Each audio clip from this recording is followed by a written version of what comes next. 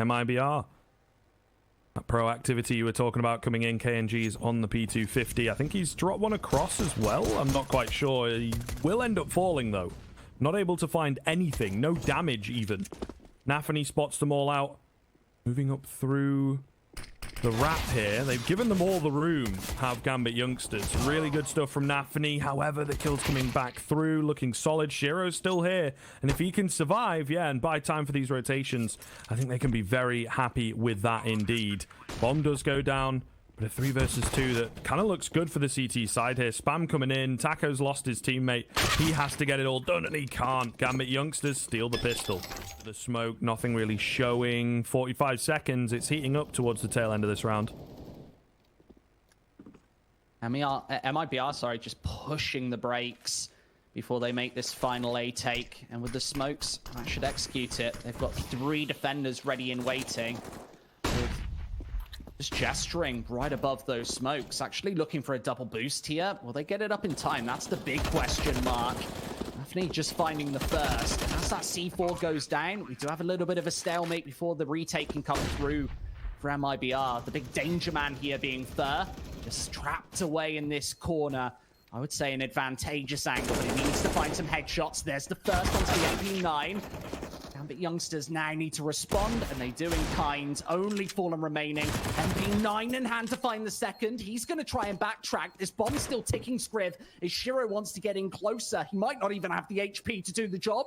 This might be another 1 versus 3 by Fallen, and it isn't, but I don't think Shiro's got enough time. To be fair, but all the same, I think they feel like they should at the very least be keeping things competitive. And within the rounds themselves, yes, but the score not going their way so far.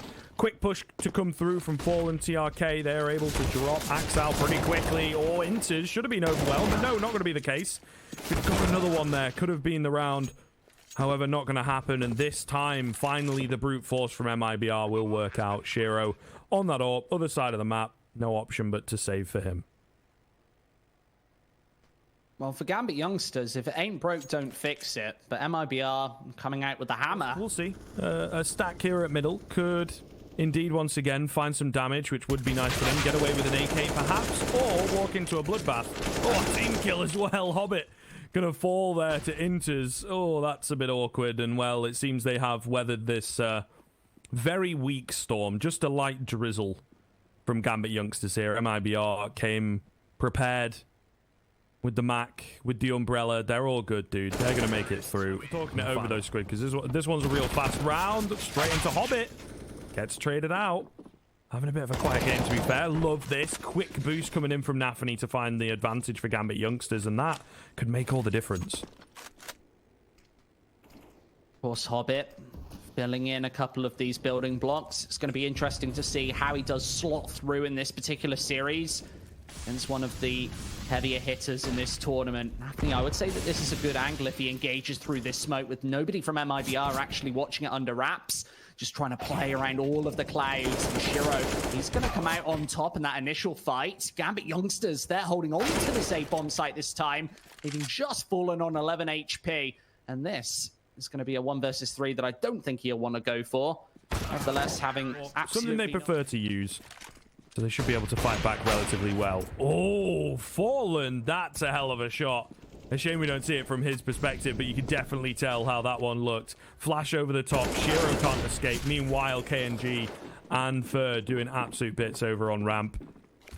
So it seems they've broken the trend where Gambit Youngsters gain a round back after losing one. Not going to be the case coming into round number 10. And remember, MIBR actually did make the decision earlier to not pick up that AWP. So fancying a bit of a change of pace in the final 6 rounds, putting Fallen on that AWP, I'd say that that's definitely an upgrade for him. And that's exactly why. Just such a headshot to pump through. And I can't imagine that these final 2 rifles are going to save Scriv. The flashes are coming in. They're trying to save up on the stairs, and it's never going to happen. Attack.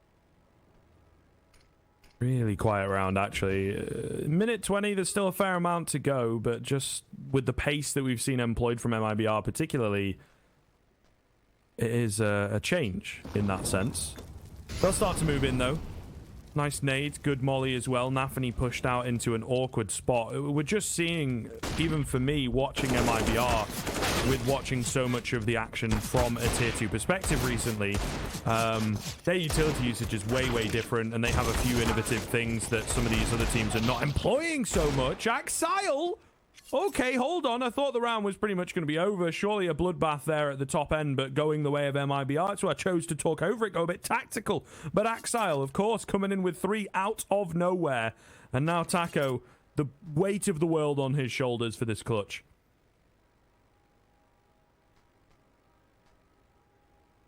Playing a back and passive angle. Here comes Taco. Of course, that bomb is absolutely separated from him. He needs to go back and grab it, and with only 16 seconds left, he's actually timing himself out at this point. It's right at the bottom of ramp. He's not leaving him many seconds on the clock to actually get the C4 down and away. And of course, Axel is going to absolutely know this. The bait once, but Taco needs to get that bomb down right now. Axel should know this. He's going to come charging through, missing a bunch of deagle shots. Now he needs to connect. Oh, finally nailing one, but it's not good enough. All the same. Have to take the good with the bad, of course. Nafany in an aggressive position here. KNG on the other side of the smoke, waiting for it to dissipate. Who gets the drop here? Who gets the better position? It's Nafany. It works out for him. Shiro, meanwhile, has drop fallen towards mid, I believe. Maybe towards B. No, looks like mid. All the same. 5-on-3 going the way of Gambit Youngsters. Finally, a little bit of success, and that's a lovely shot from Shiro. Just spotting out the leg and able to connect. Puts them in a massive advantage. A 5 versus 2.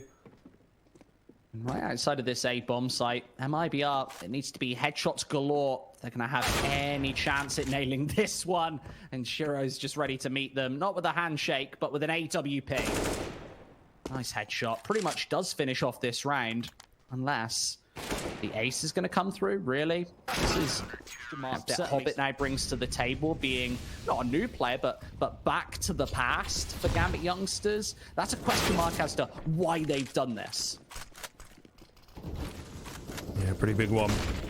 But we'll see. Moving into this round, alt Counter-Strike. Looking good for MIBR. Shiro and Nafany to try and recover things back. It's not impossible, you know. Shiro dropping Taco.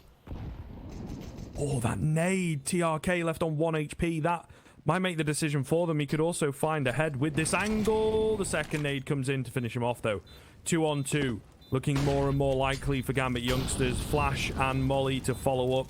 They do have kits available. Time's still of the essence, though, and they need to be finding these kills, of course. Fallen trapped as he takes a bit of flame damage. Trying to find the head's not going to happen.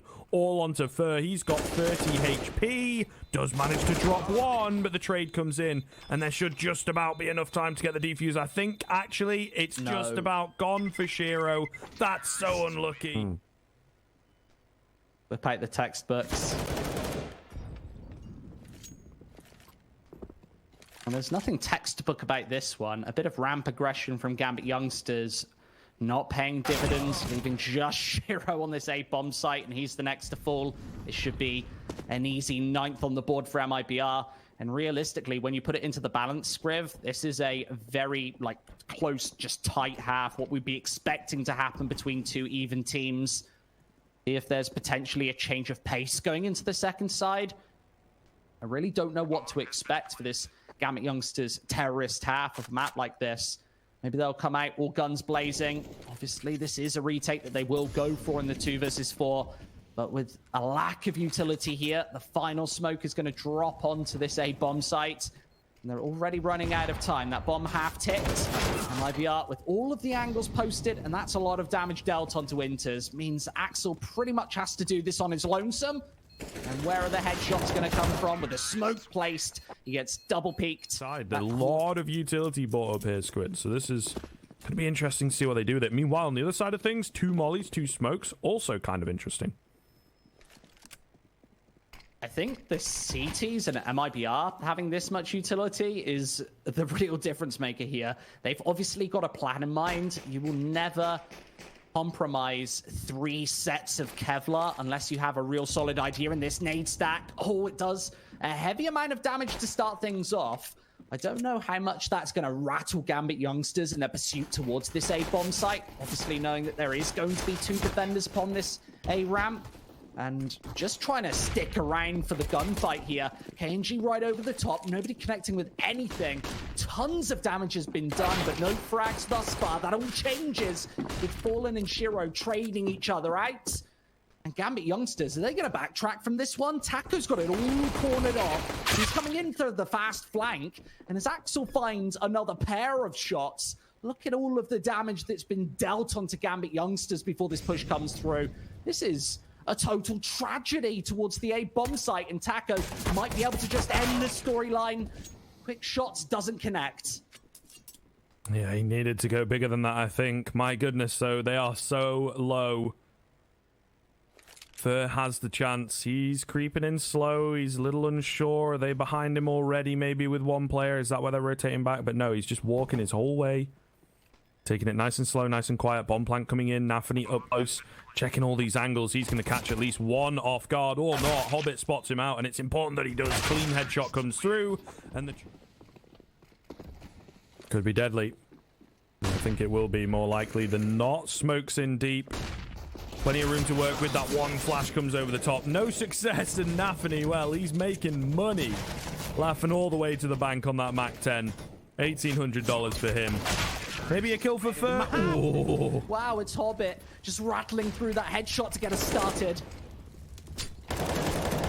Nafany, KNG trading tit for tat. KNG though in with 2. That's big. Pulls it back into a 3-on-3 and makes this look doable. Shiro, though, on the AWP, looks away for a second. That's when the cross comes in, and he does miss that shot. Meanwhile, Fallen's still up close, baiting out his teammates ever so slightly, gets the dink onto Shiro, and is able to move back into alleyway. Shiro gonna fall.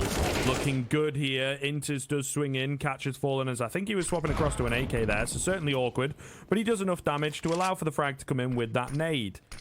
Meanwhile, Hobbit is left 1-on-2. Fake attempt at the bomb plant. They will begin to slowly creep in, but nothing really showing itself through the smoke. An attempt is made, but Hobbit can't find anything. Now he goes for the hold, and well, that's when KNG finally strikes. Of course, Fallen looking solid on this AWP. Hopefully get to see more of him with it as well. He's up to 16 frags. Decent stuff. Shiro also tagged up, so there's a lot of potential for this AWP to pop off. TRK caught in transition. The Fallen NG, the dynamic duo on that A-bomb site, shutting it down. Shiro tries, but Shiro misses, and Shiro, with their experience, with their prowess, should be able to convert these rounds after finding the opening so early on, so very often. But we'll see.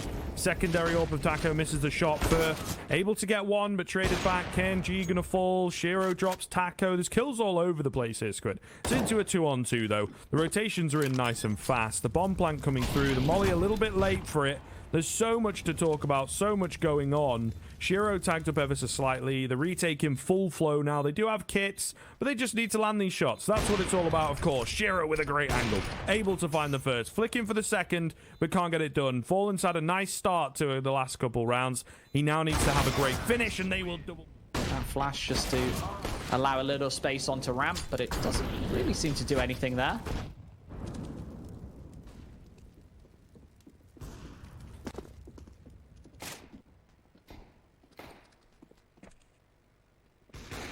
Yeah, kind of as to be expected in this round. Fallen finding 2 on the P2K even. Little cheeky of him. Gets the Gambit Youngsters to get right up in your face, contest this sandbags position, and this is going to be the kingpin to try and knock out of the equation. There goes the Molotov down instantly. Found with the smoke grenade, and MIBR are just going to charge into this one. They need to find these frags right here, right now, trading evenly, 3-3.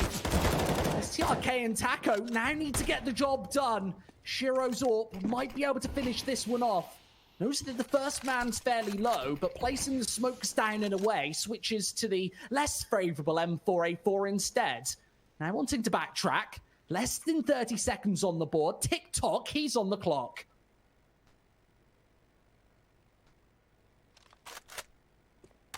Slowly but surely moving through.